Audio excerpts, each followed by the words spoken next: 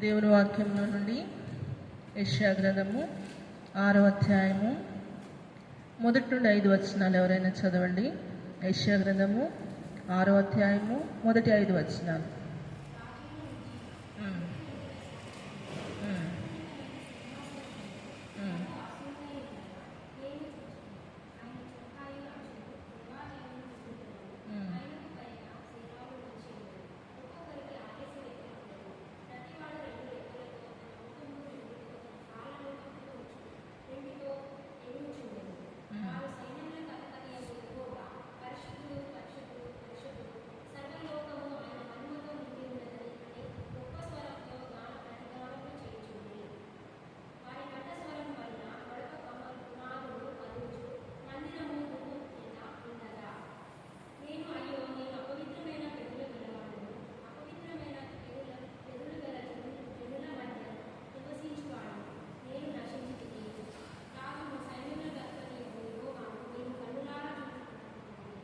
చాలు. దేవుని వాక్యంలో నుండి యెషయా గ్రంథము 6వ అధ్యాయము 1-5 వచనాలు మనం చూస్తే, ఇక్కడ మొదటి వచనంలో రాయబడుతూ వచ్చింది, రాజైన ఉజ్జియా మృతి పొందిన సంవత్సరమున ఏం చూస్తూ వచ్చినాడంట? అత్యున్నతమైన సింహాసనం అందు ప్రభువు ఆసీనుడై ఉండగా నేను చూచి తిని, ఆయన చొక్కాయి అంచులు దేవాలయమును నిండుకొనెను.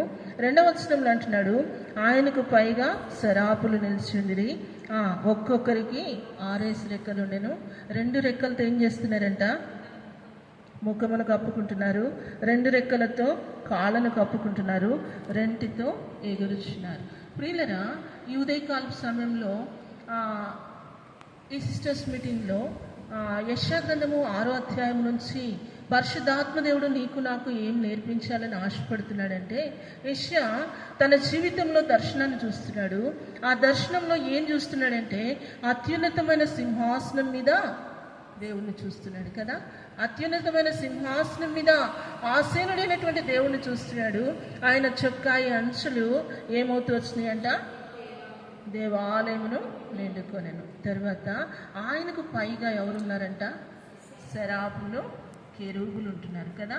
శరాబులు ఉంటున్నారంట, తర్వాత కెరూబులు ఉంటున్నారు. శరాబులు, కెరూబులు ఉంటుండగా ఇప్పుడు వాళ్ళు ఏం చేస్తున్నారంట? ఒక్కొక్కరికి ఎన్ని రెక్కలు ఉన్నాయంట? 6 రెక్కలు ఉన్నాయంట. 6 రెక్కల్లో 2 రెక్కలతో ఏం కప్పుకుంటున్నారంట? ఎక్కడ కప్పుకుంటున్నారు? దేవుని సన్నిధిలో నిలిచి ఉన్నప్పుడు 2 రెక్కలతో తమ ముఖాన్ని కప్పుకుంటున్నారు. 2 రెక్కలతో ఏం కప్పుకుంటున్నారు? కాళ్ళను కప్పుకుంటూ 2 రెక్కలతో ఎగురుచ్చు దేవుని స్తుతిస్తున్నారు. ఇక్కడ ఈ వచనము, ఈ మాట నీకు నాకు ఏమి తెలియజేస్తుందంటే ప్రియులరా, దేవుని సన్నిధికి మనం వచ్చినప్పుడు మన ముఖాన్ని మనం కప్పుకోవాలి కదా. కెరూబులకి, శరాబులకి ముఖాన్ని కప్పుకునే అనుభవం, కాళ్ళను కప్పుకునే అనుభవం అవసరమైతే పరలోకంలో దేవునితో యుగయుగాల్లో సదాకాలం ఉండేవారికి అవసరమైతే, భూలోకంలో ఉన్నటువంటి మనకు, మంటి నుండి చేయబడినటువంటి మానవులమైనటువంటి మనకు, కేవలము రక్త మాంసములు కలిగినటువంటి మనకు ప్రియులరా ఎంతైనా అవసరం. దేవుని సన్నిధికి వచ్చినప్పుడు మన ముఖాన్ని మనం కప్పుకోవాలి. దేవుని సన్నిధికి వచ్చినప్పుడు మన పాదములను మనం కప్పుకోవాలి. ఏ ఉద్దేశంతో మనం దేవుని సన్నిధికి వస్తున్నాం? ప్రియులరా, ఇది ఒక డిబేట్ కాదు. దేవుని సన్నిధిలో పరిశుద్ధాత్మిక దేవుడు మనతో మాట్లాడాలని ఆశపడుతున్నటువంటి మాటలు. ఉదాహరణకు మనం చూస్తే, బిలామును బాలాకు పిలిపించాడు కదా. బిలాము ప్రవక్తను బాలాకు పిలిపించి ఘనతను చూపించాడు, బహుమానాన్ని చూపించాడు. ఘనతను చూపించి, బహుమానాన్ని చూపించి, తనకి ఎన్ని ఆశలు చూపించాలో అన్ని ఆశలు చూపించి తీసుకుని అంటాడు, ఈ స్థలంలో నుండి ఇశ్రాయేలీయులను శపించు అంటే ఒక మాట అంటాడు ప్రవక్త. ఏమంటాడు తెలుసా? ఏమన్నాడు చెప్పండి? దేవుడు నా నోట ఉంచిన మాటను తప్ప నేనేమీ పలకలేదు కదా. అవునా కదా? దేవుడు నా నోట ఏం మాట ఉంచుతాడో అది మాత్రమే నేను పలకగలను. నువ్వు నీ ఇంటంత బంగారం నాకు ఇచ్చినా, నీ ఇంటి నుండి ఉన్న ఆ వెండి నాకు ఇచ్చినా, నువ్వెంత ధనం నాకు ఇచ్చినా, నువ్వెంత ఆస్తి నాకు ఇచ్చినా కూడా దేవుడు నా నోట ఉంచిన మాట తప్ప వేరేది నేను పలకను. ప్రియులరా, నువ్వు సండే స్కూల్ టీచర్ అయినా, నువ్వు ఒక యూత్ లీడర్ అయినా, ఒక సిస్టర్స్ మీటింగ్ తీసేవాళ్ళమైనా, దైవ సేవకురాలమైనా, ఎవరమైనా సరే మనం కూడా అలాంటి అనుభవాన్ని కలిగి ఉండాలి. ఏం కలిగి ఉండాలి? మన నోట దేవుడు ఏ మాట ఉంచుతాడో, పరిశుద్ధాత్మ దేవుడు మన నోట ఏ మాట ఉంచుతాడో ఆ మాట మాత్రమే మనం పలకాలి. కొన్నిసార్లు ఆ మాట మనకి ఇష్టం లేకపోవచ్చు, చెప్పే నాకు ఇష్టం లేకపోవచ్చు, వినే మీకు ఇష్టం లేకపోవచ్చు. కొన్నిసార్లు ఆ మాట అంగీకరించడానికి మనకు మనస్సు ఉండకపోవచ్చు. కొన్నిసార్లు ఆ మాట మనల్ని గద్దించవచ్చు, కొన్నిసార్లు ఆ మాట మనల్ని హెచ్చరించవచ్చు, కొన్నిసార్లు ఆ మాట మనలో ఉన్న లోపాన్ని ఎత్తి చూపించవచ్చు, మనలో ఉన్న బలహీనతను ఎత్తి చూపించవచ్చు. కానీ నీకు నచ్చినా నచ్చకపోయినా, నాకు నచ్చినా నచ్చకపోయినా దేవుని వాక్కు మారదు. దేవుని వాక్కు మారదు. దినాలు మారినా, తరాలు మారినా, ప్రజలు మారినా, రాజులు మారినా, రాజ్యాంగాలు మారినా దైవ వాక్కు మాత్రము మారదు ప్రియులారా.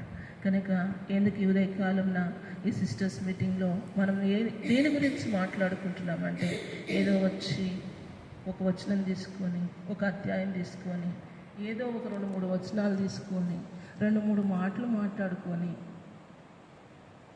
చిలక పలుకులు 2-3 మాటలు పలికి చేతులు కడుక్కొని వెళ్ళిపోతే దాని గుండా బోధించే నాకు ఉపయోగం ఉండదు, వినే మీకు కూడా ప్రయోజనం ఉండదు. నిత్యత్వంలో నిలబడని పరిచర్య ప్రభు ఆశించట్లేదు. సండే స్కూల్ పిల్లలకి చెప్తాం కదా, దేని మీద కట్టుకుంటున్నాం? కొయ్యకాలు, గడ్డి, కాలిపోయే వాటి మీద, బండ మీద కట్టుకుంటున్నామా? ఒకవేళ నువ్వు ఇసుకలో గడితే, కొయ్యకాలతో గడితే, గడ్డితో గడితే నిత్యత్వంలో అది కాలిపోద్ది కదా. కానీ నీ పరిచర్య బండ మీద గడ్డి నిలబడింది అయితే అది నిత్యత్వంలో నిలుస్తుంది. ప్రియులరా, నా ఆశ ఏంటి అంటే, నా భారం ఏంటి అంటే, మీరు నన్ను ఏమనుకుంటున్నారనేది నాకు అవసరం లేదు. కానీ నన్ను తిట్టుకున్న పర్వాలా, నన్ను ఏదైనా వేరుగా అనుకున్న పర్లేదు, కానీ నేను ఎలాగూ పరిచర్య చేస్తానంటే ఇది నాకు లాస్ట్ మీటింగ్. బహుశా నా జీవితంలో ఈ 46వ సంవత్సరంలో ఇది లాస్ట్ మీటింగ్. 47వ సంవత్సరంలో నేను ప్రవేశిస్తానో లేదో నాకు తెలియదు. ప్రభు చిత్తం ఏంటో నేను ఎరగను. ఒకవేళ 47వ సంవత్సరంలో నేను ప్రవేశించకుండా మహిమలోనికి పిలవడాల్సిన స్థితి నాకు వస్తే, దేవుని న్యాయసింహాసనం ఎదుట నేను నిలవబడినప్పుడు నా పరిచర్య కాలిపోతే పరలోకంలో నాకు స్థానం ఉండదు, నాకు బహుమానం ఉండదు. కనుక ప్రతి సిస్టర్స్ మీటింగ్ నేను తినొస్తానో తినకుండా వస్తాను, నేను ఎంత కన్నీటితో వస్తానో, బాత్రూంలో ఎంత ప్రార్థన చేసుకొని వస్తానో అది ప్రభువుకు తెలుసు. నిద్ర లేని రాత్రులు ఎన్నో, కన్నీరు గాచిన రాత్రులు ఎన్నో, తిండి తినకుండా శుక్రవారం, శనివారం, ఆదివారాలు ఎన్ని దినాలు పరిచర్యకి వస్తానో నాకు తెలుసు, ప్రభువుకు తెలుసు. నా భారం ఒక్కటే, ఈ చివరి మీటింగ్ అయినా దేవునికి భయంకరంగా ఉండాలి, ప్రజలకు క్షేమంగా ఉండాలి. వాళ్ళని ఏదో భ్రమపరిచి, వాళ్ళని ఏదో మభ్యపెట్టి, వాళ్ళని ఏదో ఏమంటారు చిన్నపిల్లల్ని చిచ్చుకొట్టి జోలపాట పాడి పర్లేదు అన్నట్లు నడిపించకూడదు. కానీ ఒకటే భారం, ఒక్క ఆత్మ అయినా బలపడాలి, ఒక్కళ్ళైనా బలహీనత నుండి బయటికి రావాలి, ఒక్కళ్ళైనా బంధకాల నుండి బయటికి రావాలి. ఇదే నా హృదయంలో ఉన్నటువంటి భారం. కనుక కారణం ఏంటి అంటే, దేవుడు ఈ మందిర ఆవరణంలో దగ్గర 1.5 సంవత్సరాల కాలంగా ఒక కావలి కత్తిగా నన్ను ఉంచినాడు. ఈ మందిరానికి, ఈ ఆవరణానికి ఒక కావలి కత్తిగా నన్ను ఉంచినాడు. ఈ ప్రాంతంలో నేను కాలు పెట్టినది మొదలుకొని ఈ దినం వరకు, ఈ క్షణం వరకు ఒక కావలి దానిలాగా కావలి కాచుకుంటూ వస్తున్నాను. ప్రార్థనతోటి, వాక్యముతోటి నా జీవితాన్ని దినదినము ప్రభు పాదాల దగ్గర పెట్టుకొని దినదినము వాక్యం వెలుగులో నన్ను నేను పరీక్షించుకుంటూ నన్ను నేను సరిచేసుకుంటూ నన్ను నేను వాక్యానికి అప్పగించుకుంటూ ఈ మందిరం విషయంలో ప్రార్థన చేస్తూ వస్తున్నాను. ప్రభువా, ఆత్మలను జ్ఞాపకం చేసుకోవాలి. అయితే పిల్లరా, ఈ ఉదయకాలంలో మనం జ్ఞాపకం చేసుకుందాం. ఇలాంటి నేను దేవుని సన్నిధిలో నిలవబడవలసిన సమయం వస్తే నమ్మకమైన దాసురాలుగా నిలబడాలి అనేది ఆశ. ఆ భారముతోనే ప్రతి సిస్టర్స్ మీటింగ్ మీ మధ్య నేను తీస్తున్నాను. అదే ఆశ, అదే తపన, అదే భారం. అయితే అలాగూ మనం తయారు కావాలి అంటే, నిత్యత్వంలో మన యొక్క ఫలం నిలిచి ఉండాలంటే, నిత్యత్వంలో మన పరిచర్య నిలిచి ఉండాలంటే, నిత్యత్వంలో మనం బహుమానం పొందుకోవాలంటే ఒక అనుభవంలోనికి రావాలి. ఎన్నోసార్లు ఈ వాక్యాన్ని వినుంటాం, ఎన్నోసార్లు మనం చదువుంటాం, ఎన్నోసార్లు మనం కూడా ఈ వాక్యాన్ని బోధించి ఉంటాం. కానీ దాని యొక్క అనుభవాన్ని మనం గుర్తెరగని వారంగా, అనుభవానికి చాలా దూరంగా మనం ఉంటున్నాం. యెషయా జీవితంలో ఒక దర్శనాన్ని చూస్తూ వచ్చినాడు. అందుకనే సామెతల గ్రంథంలో ఒక మాట ఉంటుంది, where there is no vision there the people will perish. నాకు తెలిసి ఈ సంవత్సరంన్నర కాలంలో ఈ వాక్యాన్ని మీకు ఎన్నోసార్లు జ్ఞాపకం చేసి కదా. Where there is no vision there the people will perish. ఏ వ్యక్తి జీవితంలో దర్శనం ఉండదో ఆ వ్యక్తి నశించిపోతాడు. ఏ వ్యక్తి జీవితంలో దర్శనం ఉండదో ఆ వ్యక్తి నశించిపోతుంది. ఏ కుటుంబానికి దర్శనం ఉండదో ఆ కుటుంబం నాశనం అవుతుంది. ఏ సమాజానికి దర్శనం ఉండదో అక్కడ ప్రజలు నశించిపోతారు. అయితే ఉదయకాలంన యెషయా జీవితంలో దర్శనం ఉంది. ఆ దర్శనము యెషయా జీవితాన్ని మార్చేసింది. అవునా కదా? మరి నీ జీవితంలో, నా జీవితంలో రక్షించబడినాం, బాప్టిజం తీసుకున్నాం, మరి దేవుణ్ణి ఆరాధిస్తున్నాం, సంవత్సరాల తరబడి దేవుని మందిరానికి వస్తున్నాం. విస్తారమైనటువంటి వాక్యం మన మైండ్లో ఉంది, విస్తారమైనటువంటి వాక్యం మన నోట ఉంది, విస్తారమైనటువంటి వాక్యము వచనాలు మన హృదయంలో ఉన్నాయి. ఏదన్నా అడిగితే రెఫరెన్స్ టపీమని చెప్పగలుగుతున్నాం. కానీ నేనంట, నీ జీవితానికి దర్శనం ఉన్నదా? నీ వ్యక్తిగత జీవితానికి దర్శనం ఉన్నదా? నీ కుటుంబానికి దర్శనం ఉన్నదా? ఒకవేళ ఆ దర్శనం లేకపోతే మనం నాశనమునకు సమీపంగా ఉన్నాం. కారణం ఏంటో తెలుసా? గుడ్డివాడు తను ఎటుపోతాడో తనకు తెలియదు కదా. గుడ్డివాడు ఏదన్నా చప్పుడైతే అటే పోతాడు, అక్కడ మనుషులు ఉన్నారు అనుకొని, అదే దారి అనుకొని. ప్రిల్లరా, దర్శనం లేనంత వరకు నీవు నేను ఆత్మీయమైనటువంటి గురుడితనంలో ఉన్నాం. కారణం ఏంటంటే, ఈ యుగ సంబంధమైన దేవత మన మనోనేత్రాలకు ఏం కలిగించింది? గురుడితనం కలిగించింది. అన్పోయిన సిస్టర్స్ మీటింగ్లో మనం చూస్తూ వచ్చినాం. సౌలుకు ఆ కళ్ళకు దేవత ఏం చేసింది? ఈ యుగ సంబంధమైన దేవత అంధత్వం అనే పొరలతో సౌలు జీవితం నింపబడింది. సౌలుకి ధర్మశాస్త్రం తెలియదా? తెలుసు. సౌలుకి పదాజ్ఞలు తెలియదా? తెలుసు. సౌలు యూదుడు కాదా? తెలుసు. అన్నీ ఉన్నాయి. మత సంబంధమైన ఆచారాలు, అలవాట్లు, ధర్మశాస్త్రం అన్నీ ఉన్నాయి. అక్కడ అంటాడు, నేను బహు నిశ్చయగలిగిన వాడిని అంటాడు. ఈ లోక సంబంధంగా మనం కూడా క్రైస్తవులు ఉంటున్నాం. పాటలు మనకు పరిచయమే, ప్రార్థన మనకు పరిచయమే, వాక్యం మనకు పరిచయమే, పరిచర్య మనకు పరిచయమే, ఆరాధన మనకు పరిచయమే, ఒప్పుకోలు మనకు పరిచయమే, అన్ని పరిచయమే. కానీ నా భారము మన కనులు మూయబడియా, తెరవబడియా? మరి అననీయ సౌలు దగ్గరికి వెళ్ళినప్పుడు నెత్తిన చేతులుంచి ప్రార్థన చేయగానే ఏమైపోయినాయి అంట? కన్నులకున్న పొరలు రాలిపోయినాయి. అంటే ఒక్కసారి సౌలు జీవితంలో కన్నులకున్న పొరలు రాలిపోతే, సౌలు పౌలుగా మార్చబడితే, ఇక జీవితకాలం ఎన్నటికీ అతని జీవితంలో ఏం కనపడలేదు? బలహీనత కనపడలా, పతనం కనపడలా, వెనుదిరుగుట కనపడలా, జారిపోవటం కనపడలా, పడిపోవటం కనపడలా, తప్పిపోవటం కనపడలా. తన జీవితకాలం అంతట్లో 14 పత్రికలు రాసిన, 3 మిషనరీ ప్రయాణాలు చేసిన, ఎన్నో శ్రమల గుండా వెళ్ళిన ఒక మచ్చ కానీ, ఒక మరక కానీ, ఒక డాగు కానీ మనం ఎంత భూతద్దం పెట్టి ఎతికినా కనబడదు. కారణం ఏంటో తెలుసా? కన్నులకు ఆ గొప్ప వెలుగు కనులార చూస్తున్నాడు. ఆ స్వరాన్ని, ఆ ప్రకాశమానమైన గొప్ప వెలుగును కనులార చూస్తున్నాడు. సౌలా సౌలా, నీవేళ నన్ను హింసించున్నావు అన్నటువంటి స్వరము చెవులార వింటూ వచ్చినాడు. ఆ ఒక్క వెలుగు, ఆ ఒక్క స్వరము అతని జీవితాన్ని ధన్యునిగా చేసింది. అతని జీవితాన్ని పెరిగినటువంటి ఒక సైనికునిగా రూపుదిద్దింది.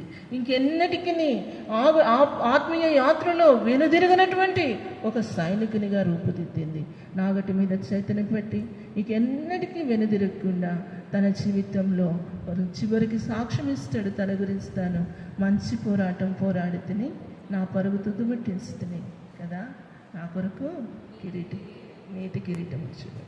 తన గురించి తను సాక్ష్యం ఇవ్వగలిగిన స్థితి, తన గురించి ఈనాడు నీవు నేను చెప్పగలిగిన స్థితి ఎక్కడి నుంచి వచ్చిందంటే ఒకటే, దేవుడు దర్శించుట. దేవుడు దర్శించుట. ఆ వెలుగును చూస్తున్నాడు, ఆ యొక్క స్వరాన్ని విన్నాడు. అననీయ వచ్చి ఒక్కసారి ప్రార్థన చేస్తే తన కనులకున్న పొరలు రాలిపోయినాయి. సౌలు పౌలుగా మార్చబడినాడు. దేవుని చేతిలో బలంగా వాడబడినాడు. గొప్ప పరిచర్య జరిగింది. ప్రియులరా, యెషయా జీవితంలో యెషయా గ్రంథం 6వ అధ్యాయంలో ఒక్కసారి దేవుడు దర్శించినాడు. ఒకే ఒక దర్శనం తన జీవితాన్ని మార్చేశాడు. అత్యున్నతమైన సింహాసనం మీద ఆసీనుడైన దేవుని కనులార చూస్తూ ఉన్నాడు. ఆ చొక్క అంచులు దేవాలయమును నిండుకొనుట చూస్తూ ఉన్నాడు. శరాపులు కెరూబులు ఆయనకు పైగా ఉండి ఎలాగో ముఖం కప్పుకుంటున్నారు, ఎలాగూ కాళ్ళను కప్పుకుంటున్నారు, ఎలాగూ దేవుని స్తుతిస్తూ ఉన్నారో, గణపరుస్తూ ఉన్నాడో కనులారు చూస్తున్నాడు.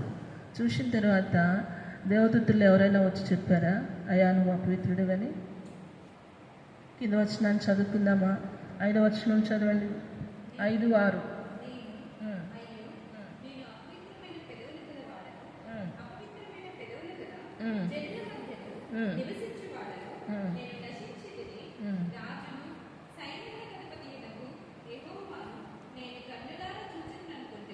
చాలు. అయ్యో, నేను అపవిత్రమైన పెదవులు గలవాడను, అపవిత్రమైన పెదవులు గల ప్రజల మధ్య నేను నివసించున్నాను. నేను కనులార దేవుని చూస్తున్నాను కనుక నేనేమవుతాను? నశిస్తానేమో. భయం కదా. అంటే ఆ దర్శనం చూడగానే ఆ యెషయా ప్రవక్తలో ఒక ఆక్రందన వచ్చింది. ఏంటది? అయ్యో అయ్యో. పౌలు కూడా ఒక చోట అంటాడు, అయ్యో నేనెంత దౌర్భాగ్యుడను, మరణమునకు లోనైనటువంటి ఇట్టి శరీరము నుండి నన్ను ఎవరు విడిపించగలరు?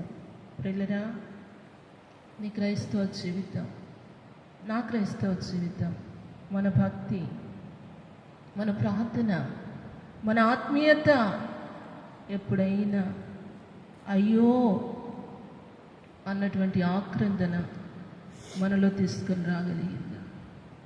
అయ్యో నేను అపవిత్రుడను, అపవిత్రమైన పెదవులు కలిగిన వాడను, అపవిత్రమైన ప్రజల మధ్య నేను నివసించున్నాను, నేను నశించింది.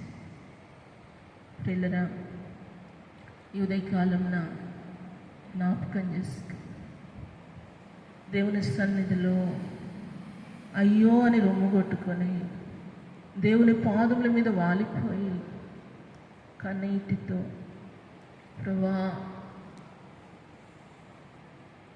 ఈ బలహీనత నుంచి నన్ను ఎవరు విడిపిస్తారు? ఈ పతనము నుంచి నన్ను ఎవరు విడిపిస్తారు? ఈ లోపము నుంచి నన్ను ఎవరు విడిపిస్తారు? ఈ స్థితి నుంచి నన్ను ఎవరు లేవనెత్తుతారు అని ఏడ్చి ఎన్ని దినాలే. పిల్లరా, నేను చెప్పగలను, ఈ అనుభవం నీకుంటే నీ జీవితంలో ఆత్మీకంగా బలపడుతూ 2001 సంవత్సరం 2000 సంవత్సరం నేను ఎంసీఏలో జాయిన్ అయిన తర్వాత నాకు రూమ్ నెంబర్ కూడా బాగా గుర్తుంది. పైన 2nd ఫ్లోర్లో 201Cలో ఉండేదాన్ని. ఎంసీ అంటే ఎవరు పార్టిషన్ వాళ్ళకు ఉంటుంది. కర్టన్ వేసుకుంటే మనకు అదొక రూమ్ లాగా ఉంటుంది. నేనేం చేసేదాన్ని అంటే, దేవుడు ఆ దినాల్లో నా మనోనేత్రాలు వెలిగిస్తూ వచ్చినాడు. దేవుడు ఆ దినాల్లో నన్ను దర్శిస్తూ వచ్చినాడు. అందరూ లైఫ్ని ఎంజాయ్ చేస్తూ ఉంటే షాపింగ్లని, లేకపోతే బయటికి వెళ్ళి పూలు తెచ్చుకొని కట్టుకోవటం, రేపటికి రెడీ అవటం, గోరింటాకులు పెట్టుకోవటం, కోన్లు పెట్టుకోవటం, రేపటికి డ్రెస్సులు ఇవన్నీ రెడీ చేసుకొని అందరు కలిసి ఒక రూమ్లో పార్టిషన్లో కూర్చొని రాత్రి 10-11 దాకా ముచ్చట్లు పెట్టుకొని ఏదో టైం పాస్ చేస్తూ ఉంటే, నా మటుకు నేను ప్రేయర్ మీటింగ్ అయిపోయిన తర్వాత డైనింగ్ హాల్కి వెళ్ళిపోయి తినేసి వచ్చి వాళ్ళు 12 గంటల వరకు నువ్వెంత చెప్పినా వినరు. చెప్పిన వాళ్ళం పిచ్చోళ్ళం వాళ్ళకి. ఇక ఆ సినిమా అని ఈ సినిమా అని ఇక లవర్స్ గురించి అది ఇది మాట్లాడుకుంటారు. ఇక నేను కామ్గా వచ్చి నా పార్టిషన్లో లైట్ ఆపేసి ఒక 2 నిమిషాలు ప్రార్థన చేసుకొని పడుకునేదాన్ని. 12 గంటల తర్వాత అందరు సర్దుమణిగిన తర్వాత అందరు పడుకొని నిద్రపోయిన తర్వాత నేను లేచేదాన్ని. లేస్తే నా పార్టిషన్లో తర్వాత బెడ్స్ సరిపోక ఒక అమ్మాయి లేట్గా జాయిన్ అయింది. ఆ అమ్మాయి మా ఊరు అమ్మాయి లేట్గా జాయిన్ అయిందని చెప్పేసి రెండోది ఏంటంటే ఆ అమ్మాయికి హోమ్ సిక్ అనమాట. వాళ్ళ మమ్మీ కోసం ఏడుస్తుంటే నా పార్టిషన్ అయితే బాగుంటుందని నా పక్కన బెడ్ ఇచ్చారు. ఆ అమ్మాయి ఏం చెప్తుందంటే ఈమె లేపితే ప్రార్థన అంటది, ఈమె లేపితే మందిరం అంటది, ఈమె లేపితే మీటింగ్లు అంటది, ఈమె లేపితే సేవకులు అంటది, ఈమె పోయేది కాక 10 మందిని పట్టుకొని పోతే ఈమెతో మనకేడ నడిచిద్దని ఎప్పుడు రూమ్లో ఉండేది కాదు. పక్క రూమ్లోకి పోయి రాత్రి 10 తర్వాత వచ్చి పడుకునేది. పడుకొని నిద్రపోయేది. నిద్రపోయిన తర్వాత 12 గంటలకి 2000 సంవత్సరంలో కన్నీటి ప్రార్థన నా జీవితంలో ప్రారంభమైంది. రాత్రిజాము ప్రార్థన నా జీవితంలో ప్రారంభమైంది. ఆ ఇద్దరం ఒకే పార్టిషన్ కనుక నా బెడ్ దగ్గర నేను లేచి మోకరించి బైబిల్ పట్టుకొని 12 గంటలకు మోకరించి నేను ఏడుస్తూ ఉండేదాన్ని. ఏడ్చి ఏడ్చి ఏడ్చి ప్రార్థన చేసుకొని 2కో 3కో ఎప్పుడుకో పడుకునేదాన్ని. అయితే వాళ్ళందరికీ నేను పిచ్చిదానిలా కనపడ్డా. వాళ్ళకి నేను ఎలాగో ముద్రపడినానంటే ఫస్ట్ సెమిస్టర్ రిజల్ట్ రాగానే 3 ఫెయిల్ అయ్యారంటే ఖచ్చితంగా శాంతి అయి ఉంటుంది. ఏమి చదవదు, ఏం మీటింగ్లకు పోద్ది, ఎగ్జామ్స్ ముందు కూడా మీటింగ్లకు పోద్ది, ఆమె పోయేది కాక 10 మందిని తీసుకు అని నా ముందే చెప్తున్నారు. 3 ఫెయిల్ అయ్యారంటే వాళ్ళు నువ్వు ఫస్ట్ అన్నారు.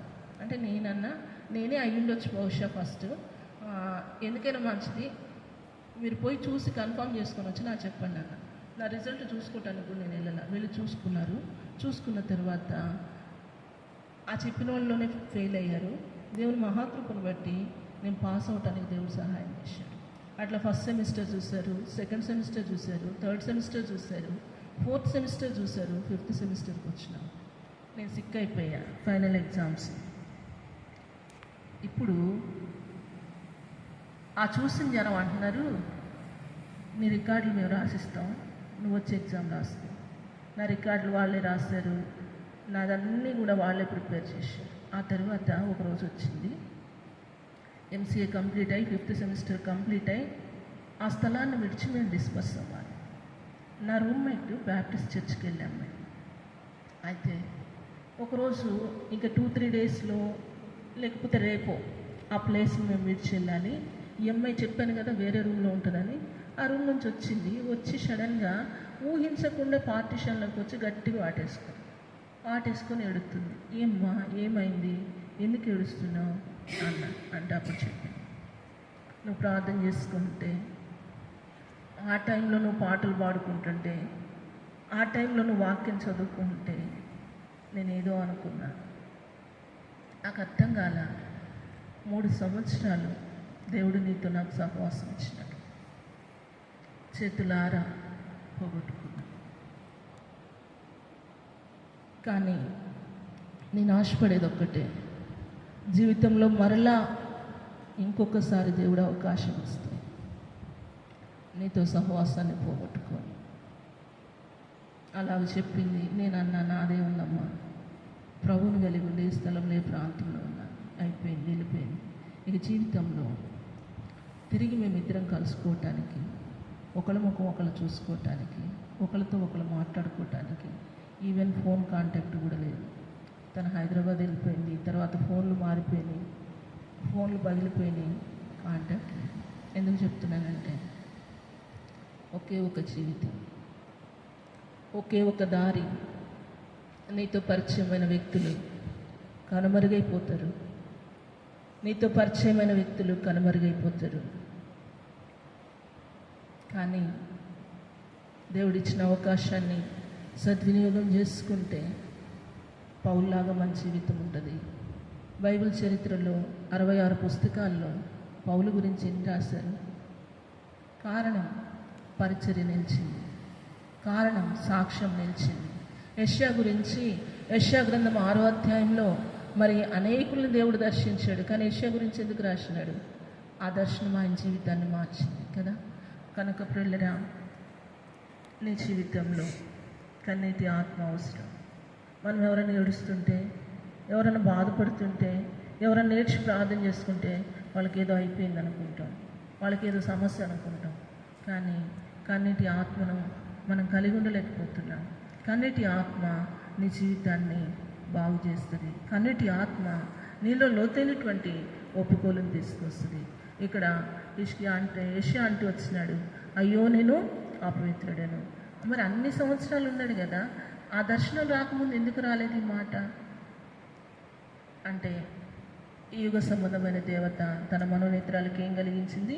గురుడితనం కలిగించింది. మన జీవితంలో మన కనులకు గురుడితనం ఉన్నప్పుడు, అంధత్వం అనే పొరలు మన కనులకు కమ్మినప్పుడు పరిశుద్ధులు మనకి దోషులుగా కనపడతారు, ప్రార్థనా పరులు మనకు శత్రువులుగా కనపడతారు, వాక్యాన్ని ఉన్నది ఉన్నట్టుగా బోధించేవారు తప్పు బోధకులుగా మనకు కనపడతారు. కానీ ప్రియులరా, మనం మొట్టమొదటి చేసుకోవాల్సిన ప్రార్థన ఏంటంటే, దేవా, అననీయ వచ్చి చేతులు పెట్టినప్పుడు ప్రార్థించినప్పుడు సౌలు కనులకున్నటువంటి పొరలు రాలిపోయినాయి కదా. యెషయా నీ దర్శనాన్ని చూసినప్పుడు కన్నులు తెరవబడినాయి కదా. ఇది నా కన్నులు తెరువు ప్రభువా, నా కన్నులు తెరువు, నా కన్నులు తెరువు ప్రభువా.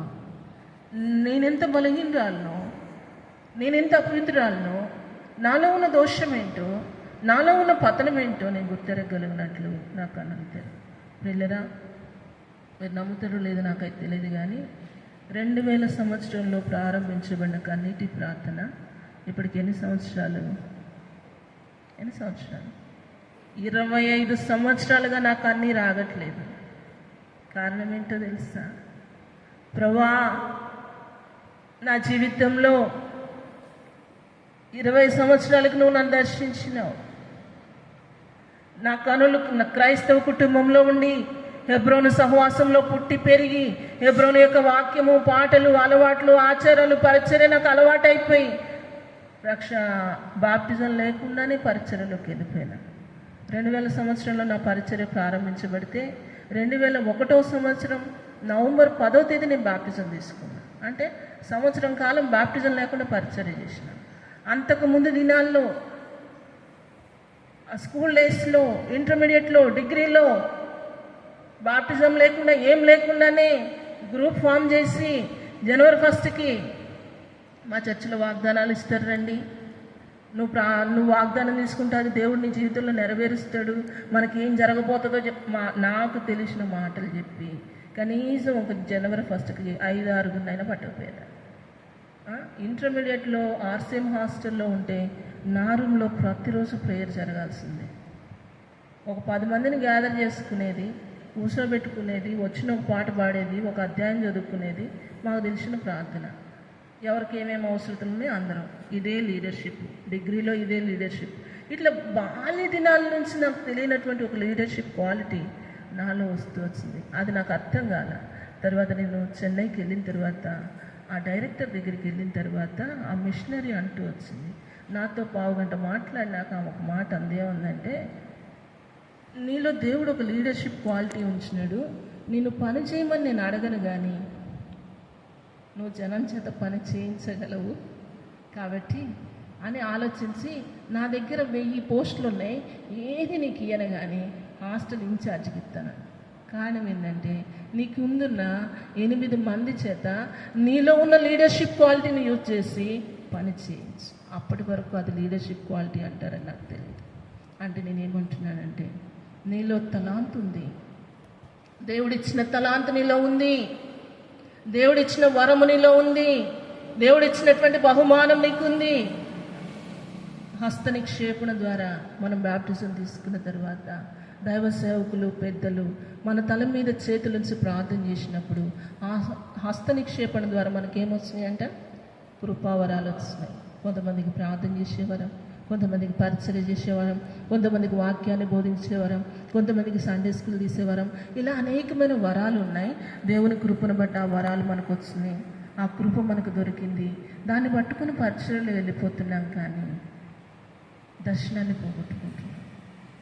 కనుక మనకి కొరవైంది ఈ 2025 సంవత్సరం చివరి దినాల్లో నీకు నాకు కొరత అయింది ఏంటంటే దర్శనం లేకుండా పనిచేస్తున్నాం, గురి లేకుండా పరిగెత్తుతున్నాం. ఇప్పుడు రన్నింగ్ రేస్లో పరిగెత్తేవాడు ఆ టార్గెట్ ఏదో తెలిస్తే పరిగెత్తుతాడు. మొన్న ఈ మధ్య చెప్పాను కదా, మా చెల్లి వాళ్ళ ఫ్రెండు సిజరిన్ అయింది పాప. విజయవాడలో సింథటిక్ గ్రౌండ్లో పెడితే పరిగెత్తలేక బోర్ల పడిపోయి అన్కాన్షియస్ అయిపోతే ఆ గ్లూకోజ్లు అయ్యి తాపించినాక 1/2 అవర్ కాన్షియస్ అయితే బయటకు వచ్చి చెప్తుంది, అక్క ప్రార్థన చేయని నెల నుంచి చేయించుకుంది. బయటకు వచ్చేయమంటుంది తెలుసా, ఫస్ట్ ఫోన్ నీకే కొడుతున్నాను అక్క. సరే అమ్మా ఏంటంటే, ఇక మీ దేవుడు ఒక విశ్వాసను పోగొట్టుకున్నాడక్క, మీ దేవుడు ఒక బిడ్డను పోగొట్టుకున్నాడక్క, ఎందుకమ్మాట మాట్లాడుతున్నా? లేదక్క అయిపోయింది, ఇక జీవితంలో అన్నటికీ ఇక నేను రానక్క. ఎందుకమ్మా? నేను అనుకున్న దేవుడు ఇలా అంటే నేనన్నా, దేవుడు అనుకున్నట్టు నువ్వు చేసినావా? ఒక్కసారి మనకు ఫెయిల్యూర్ వస్తే ఇక అయిపోయిన జీవితం అనుకుంటున్నాం. కానీ వాట్ అబౌట్ అవర్ ఫెయిల్యూర్స్? దేవుడు నువ్వు అడిగింది ఒక్కటి ఇవ్వకపోతే, నువ్వు ఆశించింది ఒక్కటి నీకు దొరకకపోతే, ఇక ఈ దేవుడు వద్దు అనుకొని నీ ఇష్టానుసారమైన మార్గాల్లో వెళ్ళిపోతున్నావు. రక్షించిన దినము నుంచి నేటి వరకు ఎన్ని ఫెయిల్యూర్స్ మనలో ఉన్నాయి. మన ఫెయిల్యూర్ని బట్టి దేవుడు మనల్ని పక్కన పెట్టలేదే, మన లోపాలను బట్టి దేవుడు మనల్ని పక్కన పెట్టలేదే. దర్శనం లేకుండా గుడితనంగా నడుచుకుంటూ పోతున్నా, మనకి ఇష్టానుసారంగా నడుచుకుంటూ పోతున్నా దేవుడు పక్కన పెట్టలేదు. మన ఫెయిల్యూర్స్ మనకు కనపడాలంటే కీర్తనాకారుడు అంటాడు, మన పాపములన్నీ మన కనుల ఎదుట వరుసగా ఉంచుతాడంటే. ఎప్పుడు వరుసగా ఉంచుతాడంటే అంధత్వం అనే పొరలు రాలిపోయినప్పుడు, ఆ ప్రకాశమానమైన వెలుగును మన కనులు కూడా చూడగలిగినప్పుడు, మన చెవులకు ఉన్నటువంటి ఆ యొక్క ఆటంకము తొలగిపోయి ఆయన స్వరాన్ని మనం వినగలిగినప్పుడు, ప్రియులరా, దేవుని సన్నిధికి వెళ్ళి మనం చేయవలసినటువంటి ప్రార్థన ఏంటో తెలుసా? మనకి ఒక ఏమంటారంటే ఒక ప్రార్థన అలవాటు అయిపోయింది, బట్టి కొట్టుడు. కొన్ని అంశాలు పట్టుకోవటం, ప్రార్థన చేయటం నేను చేసిన అవి కాదు. మనం ఏం ప్రార్థన చేయాలి చివరి దినాల్లో, నూతన సంవత్సరంలో ప్రవేశించక పూర్వం అంటే ఒకటే ప్రార్థన, దేవా నా ఆత్మీయ యాత్రలో నా బలహీనతలేంటి?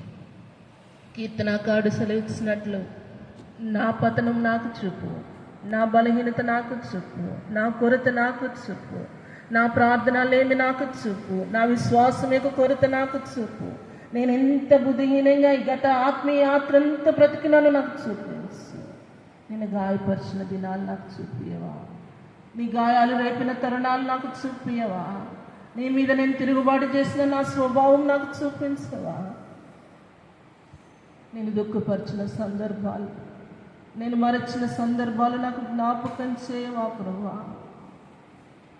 అని దేవుని సన్నిధిలో యెషయావలే కన్నీటితో దేవుని పాదముల మీద పడి, ఏకాంతమైన స్థలాన్ని నువ్వు కోరుకొని దేవుని పాదములు పట్టుకొని కన్నీటితో దేవుని సన్నిధిలో ప్రార్థన చేయగలిగితే, దేవా నేను ఎక్కడ పడిపోయినాను, నేను ఎక్కడ జారిపోయినాను, నేను నీకెంత దూరంగా ఉన్నాను, నీకును నాకును మధ్య వచ్చిన ఆటంకాలేంటి, అడ్డుబండలేంటి, అవరోధాలేంటి, దేన్ని బట్టి సంపూర్ణంగా నేను సేవించలేకపోతే, నా సర్వమైన ప్రభు అర్పించుకుందు నీకని చిలక పలుకులు పలుకుతున్నావు. కానీ అర్పించుకున్నామా? ఆత్మ ప్రాణదేహాలు బలిపీఠం మీదకి వచ్చినాయా? ఆశలు చనిపోయినాయా? కోరికలు చనిపోయినాయా? ఈ చివరి దినాన ఈ వాక్యం మొట్టమొదటి నాకు గత 46 సంవత్సరాల్లో నా ప్రభు ఆశించిన పరిచయం నేను చేయలేకపోతున్నాను.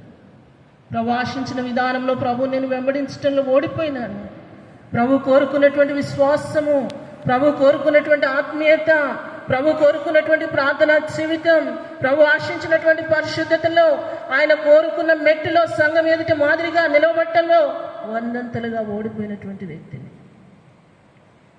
కనుక ఈ చివరి సిస్టర్స్ మీటింగ్లో ఇది నాలో అదే కన్నీరు గారుస్తున్నా. మొన్నటి రాత్రి దగ్గరగా 2 గంటలు ఏడుస్తున్నా. నాకు తెలియట్లా, నా హృదయంలో నుంచి ఒక ఆవేదన, ఆక్రందన. ఎటు వెళ్ళిపోవాలి? దూరంగా ఏదైనా ఒక స్థలానికి వెళ్తే బాగుండు, నన్ను ఎవ్వరూ చూడని స్థలం నాకు దొరికితే బాగుండు, నా దేవుని పాదాలు నాకు దొరికితే బాగుండు, నేను నా దేవుడు తప్ప ఇంకెవ్వరూ కనబడిన స్థలం నాకు ఇయ్యవా ప్రభువా. అందరూ నిద్రపోతున్నారు, మంచం మీద లేసి కాళ్ళకట్టును మోకరించిన, ఏడుస్తుంటే కన్నీరు ఆగట్లా, హృదయంలో బాధ, వేదన పొర్లుకొస్తా ఉంది. నేనెంత గురుడిదాన్ని కదా, నేనెంత బలహీనరాల్ని కదా, నా జీవితంలో ఎన్ని సంవత్సరాలు వృద్ధాపరుచుకున్నా. అయినా నన్ను ప్రేమిస్తున్నావా? అయినా నా కృప చూపిస్తున్నావా? నా బలహీనతలు ఎరిగి నన్ను పరిచర్యలో నిలవబెట్టుకుంటున్నావా? ఈ సంవత్సరం చివరి వరకు నన్ను నడిపించింది నీ కృపే కదా ప్రభువా. ఈ బలహీనరాలు ఇంకెంతకాలం ఉంచుతావు భూమి మీద? నా స్థానంలో బలవంతురాలు ఎవరైనా నిలబడి ఉంటే నాకన్నా ఎక్కువ పరిచర్య జరిగేదేమో కదా. నన్ను ఎందుకు ఇంతగా ప్రేమిస్తున్నావు? నా మీద నీకు ఎందుకు ఇంత కృప? నాలో ఏముంది ప్రభువా? ఇలాగూ దగ్గర 2 గంటలు కన్నీరు కారుస్తుంది. ఎందుకు మాట్లాడుతున్నానంటే ప్రియులరా, చివరి దినాల్లోనికి వచ్చినాం. సంఘం దర్శనాన్ని మర్చిపోయింది, పిలుపుని మర్చిపోయింది, ప్రత్యక్షతను మర్చిపోయింది, ఆది అపోస్తలుల యొక్క పరిచర్య విలువలు మర్చిపోయింది సంఘం. దైవజనుడు భక్సింగ్ గారి యొక్క త్యాగము, భక్సింగ్ గారి యొక్క ప్రయాస, భక్సింగ్ గారి యొక్క సమర్పణ, భక్సింగ్ గారి యొక్క కన్నీరు, మోకాళ్ళ అనుభవాన్ని సంఘం మర్చిపోయింది. నామకార్థ క్రైస్తవ జీవితం సంఘాల్లోనికి వచ్చింది. అలవాటు పూర్వకమైన ప్రార్థన, ఆచారపూర్వకమైన ప్రార్థన. మొన్న నేను ఒకసారి దీవెనయ్య అన్న కాడికి వెళ్తే అన్న చెప్తున్నాడు, కూర్చునేది 6, 4 వర్షిప్లో వీడియోలు ఎక్కువ కదా. ఈ మాట మనకు బాధ అనిపించవచ్చు, కానీ అసలు మనం అంత పరిచర్య చేస్తున్నామా?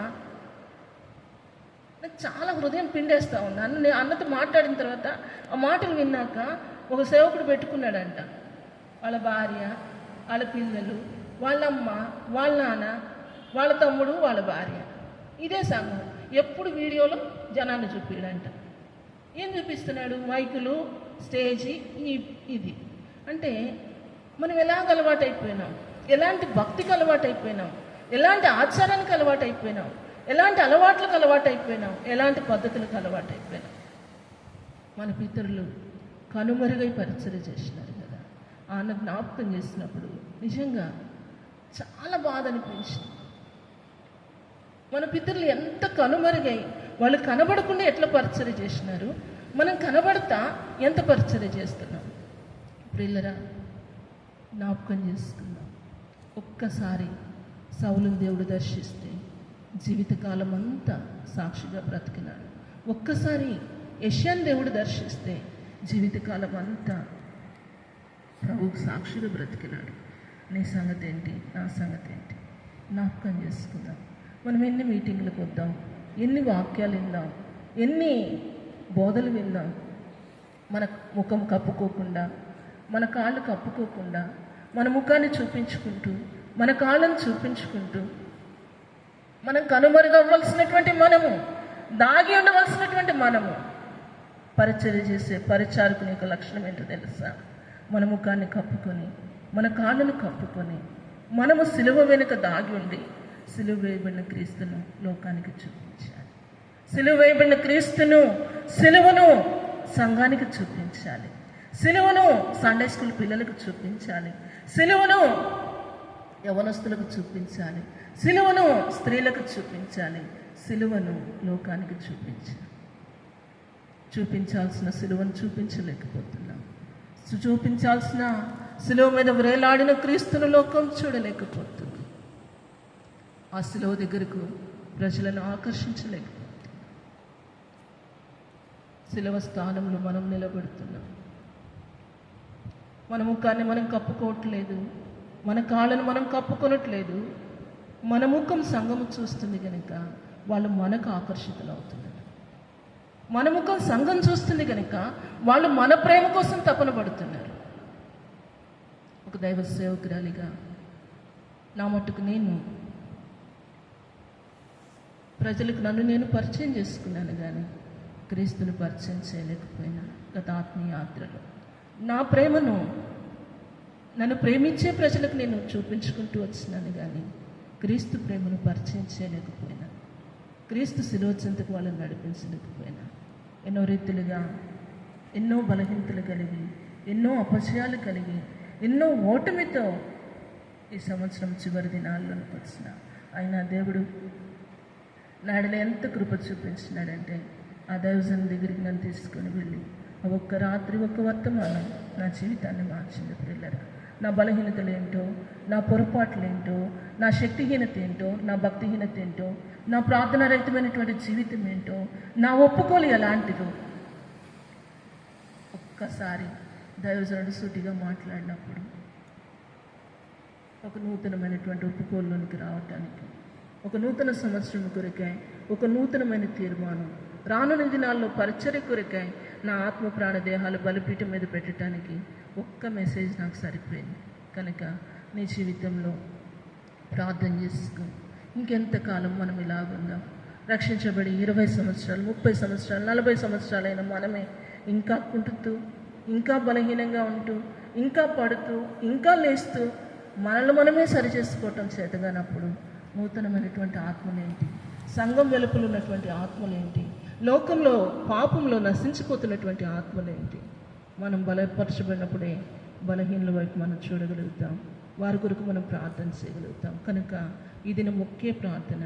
ప్రభువా, సౌలు యొక్క కనులు తెరిచిన దేవా, సౌలు యొక్క కనులకున్నటువంటి పొరలు రాలిపోవటానికి సహాయం చేసిన దేవా, యెషయా కనులు తెరచి దర్శనాన్ని చూపిస్తే అయ్యో నేను అపవిత్రుడను, అపవిత్రమైన పెదవులు కలిగిన వాడును, అపవిత్రమైన ప్రజల మధ్య నేను నివసిస్తున్నాను, నేను నశించితని అని ఒప్పుకున్నాడు.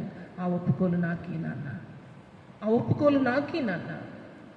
నేను ఏదో ప్రార్థన చేయటం కాదు, ఏదో అంశాలు కాదు, నా జీవితాన్ని మార్చు. అలాంటి ప్రార్థన చేద్దాం. వాక్యానికి మొదట నేను అప్పగించుకోవాలి, తర్వాత మీరు. ఆ రీతిగా ఒకరి తర్వాత ఒకరం కొంత సమయం ప్రార్థనలో గడుపుదాం. మోకరించండి, ప్రార్థన చేసుకుందాం. మోకరించండి, ప్రార్థన చేసుకుందాం. ప్రభువా, నన్ను దాటిపోతాయా ఇది నాన్న, నన్ను దాటిపోవద్దు. భక్తుడు అంటాడు కదా, నజరేతు వాడా నన్ను దాటిపోవద్దు. యేసయ్యా, నీ సన్నిధికి నేను వచ్చిన, నా ముఖం ఎలా కప్పుకోవాలో నాకు నేర్పు, నాకు ఆ పాదాలు ఎలా కప్పుకోవాలో నాకు నేర్పు. యెషయాను దర్శించినట్టు నన్ను దర్శించు, నాతో మాట్లాడేసయ్యా. ఈ దినము నా జీవితంలో ఒక నూతనమైన దినంగా చేయి, నా జీవితాన్ని ప్రభావితం చేసే దినంగా చేయి అని ఎవరి వైపు చూడొద్దు. ఈ వాక్యం ఎవరికో అనుకోవద్దు. ప్రియులరా, మొట్టమొదట నాకే ఈ వాక్యం, వింటున్న నీకే, కూర్చున్న ప్రతి ఒక్కరి మనోనేత్రాలు మూయబడినాయి. యుగ సంబంధమైన దేవత ప్రతి ఒక్కరికి గురుడితనం కలుగజేసింది. ప్రతి ఒక్కరం దర్శనం లేకుండా పరిగెత్తుతున్నాం, ప్రతి ఒక్కరం బలహీనంగా ఉంటున్నాం. ఏ ఒక్కరము బలవంతులము కాము, ఏ ఒక్కరము పరిపూర్ణం కాము, ఏ ఒక్కరము సంపూర్ణం కాము. కనుక ఎవరి వైపు ఎవరు చూడొద్దు, కానీ దేవుని పాదాల దగ్గర మీరుగా అప్పగించుకొని కన్నీటితో దేవుని పాదాలు పట్టుకొని, దేవా సౌల్లాగా నన్ను మార్చు, యెషయాలాగా అలాంటి అయ్యో నా ఆక్రందన నాకు తీసుకొని వచ్చి నన్ను సరిచేసి హెబ్రోన్లో ఒక స్తంభముగా నన్ను నిలబెట్టు. రానున్న దినాల్లో ఒక బలమైనటువంటి పరిచారకురాలిగా నన్ను తయారు చేయమని అడుగుదాం. ప్రార్థించండి, ప్రారంభించండి.